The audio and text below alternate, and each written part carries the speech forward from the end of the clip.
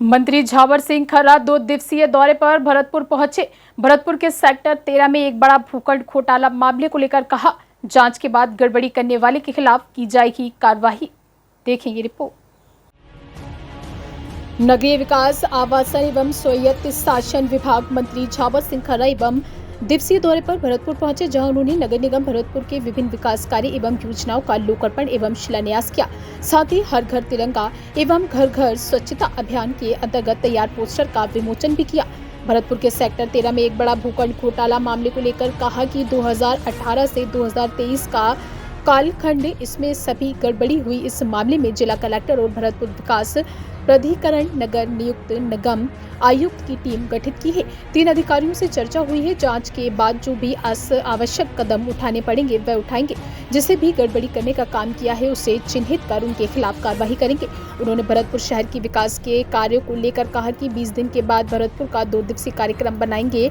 यहाँ की जमीनी हकीकत, यहाँ की मूलभूत समस्याएं, अब तक उनके निराकरण के लिए किए गए प्रयास कितने सफल रहे, कितने असफल रहे, सफलता से क्या कारण रहे हैं और असफलता के क्या कारण रहे, इनका विस्तार से चर्चा कर क्या सुधार किया जा सकता है वह काम करेंगे। इस अवसर पर कच्चा पर कोटा नियमन समिति की ओर से नगरीय विकास, आवासन एवं स्वायत्त शासन विभाग मंत्री झावर सिंह खर्रा का माला बस सफल बनाकर स्वागत किया। इस अवसर पर भारतीय जनता पार्टी की शिवानी दायमा द्वारा पुष्प भेंट कर उनका सम्मान किया तथा वर्षा से लंबित पट्टा प्रकरण को निपटाकर लोगों में भजनलाल सरकार के प्रति सकारात्मक नीतियों से भी अवगत कराया।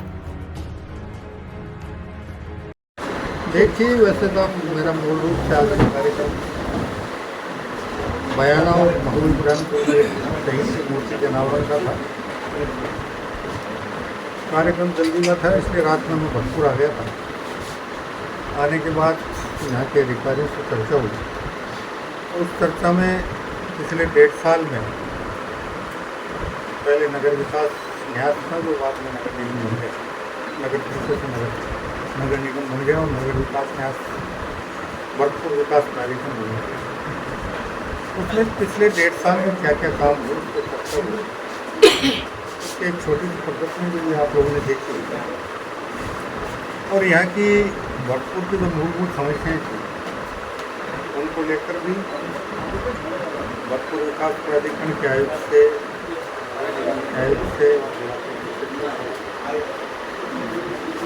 और जल्दी एक बार फिर भरतपुर का भौतिक निरीक्षण करने के लिए 2 दिन का कार्यक्रम बना फिर भरतपुर आने का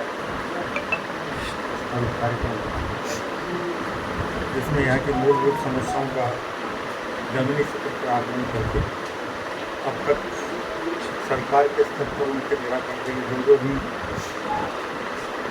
काम स्वीकृत हुए हैं उसमें और क्या सुधार किया जा सकता है। सीवरेज के लिए सीएम ने एक बड़ी सौगात सीएम और आपके द्वारा दी गई है, 15 करोड़ की ग्रांट, जो ट्रंक लाइन जो है, जो सीसीटीवी जो पहली बार ट्रंकलेस मेथड से काम होगा, ये एक बड़ी सौगात भरतपुर को मुख्यमंत्री भजनलाल शर्मा ने दी है, आपने दी है, उसको लेकर आज उसका शिलान्यास भी। आज सीसीटीवी का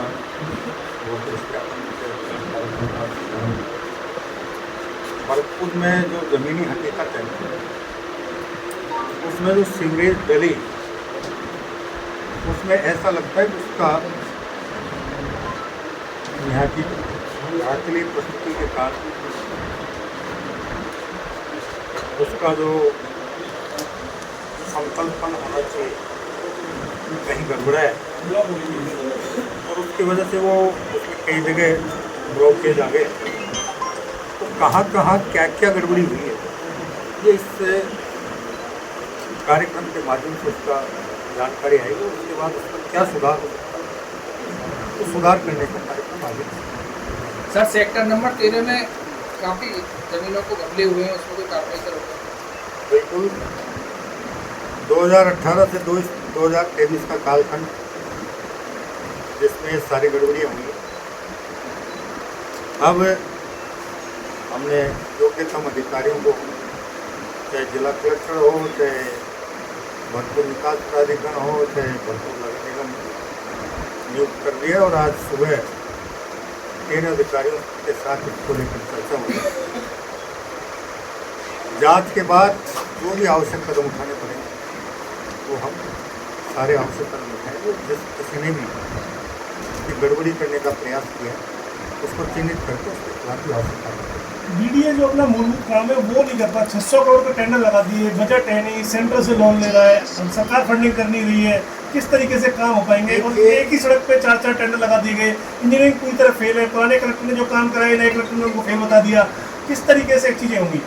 इन सब बातों को लेकर अब चर्चा होगी आज, तो इसलिए मैं कह रहा हूँ 10-20 दिन बाद 2 दिन का भरतपुर का कार्यक्रम बना के एक बार फिर मुझे भरतपुर आना पड़ेगा और यहाँ की ज़मीनी हकीकत, यहाँ की मूलभूत समस्याएं, अब तक उसके निराकरण के लिए किए गए प्रयास कितने सफल रहे, कितने असफल रहे, सफलता के क्या कारण रहे, असफलता के क्या कारण रहे, सब पे चर्चा परिचर्चा करके जनप्रतिनिधि से राय मशवरा करके क्या सुधार किया जा सकता है उस पर मंथन करके आगे।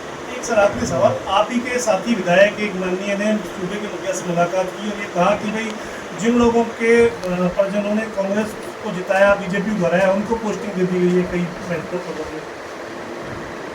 देखिए, ये उच्च स्तरीय निर्णय का काम है। अगर आपके संज्ञान में से कोई बात है, कोई मेरे संज्ञान में बात लाए तो मैं जिस स्तर पर मुझे बात करनी माननीय विधायक ने सीएम से शिकायत की है सर, तो वो बात कैसे? अब सीएम साहब को क्या शिकायत की है और अखबार में मीडिया में क्या ही है, उनसे व्यक्तिगत मुलाकात करके उनकी पीड़ा पूछेंगे और पीड़ा पूछ के किस स्तर पे उसका निराकरण हो सकता है वहाँ तक उसको बात करेंगे।